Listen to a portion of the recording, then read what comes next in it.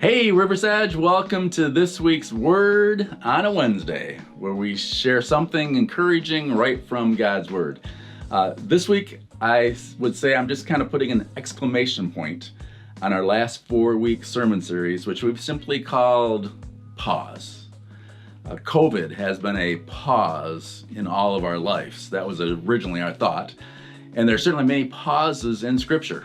40 years in the wilderness, 400 years between the Old Testament and the New Testament. We looked at a few stories. A couple weeks ago, Chase shared from the story of Elijah, who prayed for a pause in rain for 3.5 years.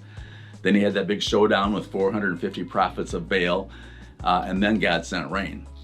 We looked at the story of Peter this past week, who went to be still on his roof, had this dream or a vision that completely recalibrated to teach him how God saw people, that God's love was for everyone.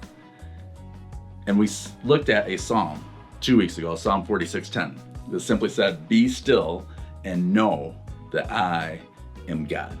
It's interesting that Hebrew word for still, which is an active verb, be still, that is the only place that appears in the entire Old Testament. An important concept, but it shows up that one time. It says, be still and know. I do think there's a New Testament verse that's a great parallel, or it's actually 3 verses. And that's what I'll look at today. Matthew 11, it says this, "Come to me, all of you who are weary and carry heavy burdens." So have you ever felt weary or burdened? Here you go. It says, "I will give you rest if you come to me.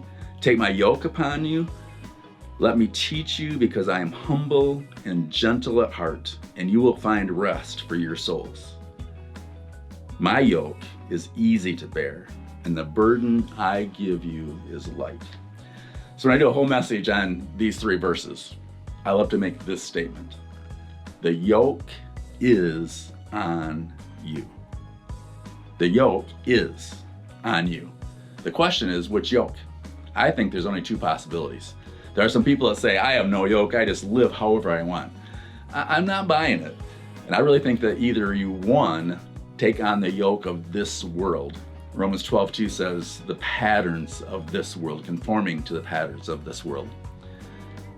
And you're stuck trying to appear right, do all the right things, have all the right stuff. So there's a lot of burden to appear right, perform right, and have the right possessions. Or 2, you take up Jesus' offer.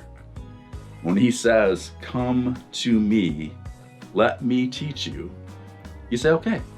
It's amazing. We'll pay all sorts of money to have someone teach us how to hit a tennis ball or a golf ball or throw a football or play a guitar or a piano. But when the creator of the world says, "Let me teach you about life," we actually say, don't bother. But Jesus hits home, I think, when he says, "But are you weary? Are you burdened? Then come here. Let me teach you."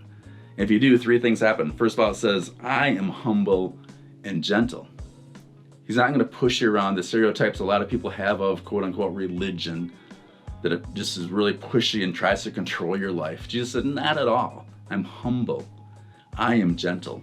He goes on to say, you will find rest. He puts the promise right with it. If you take my yoke, because of who I am and because I'm humble and gentle, you will find rest. You can be still.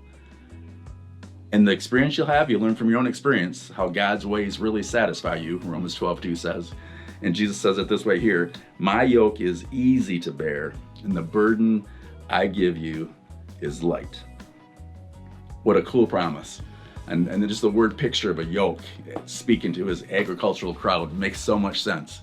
When he says, you can take a yoke, yeah, it's gonna tie you down, sort of, but I'm humble and gentle, and my burden is light. You can trust me. The picture of 2 oxen being yoked together to help plow a field. By themselves, they'd be going all over the place. You put them together with a yoke to tie their heads together, perfectly straight rows, perfectly grown crops, easy to harvest, not all messed up.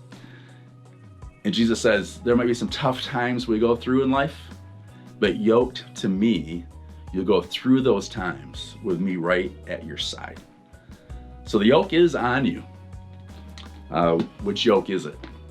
I hope you take Jesus' offer to say, come here, let me teach you. Catch you next week.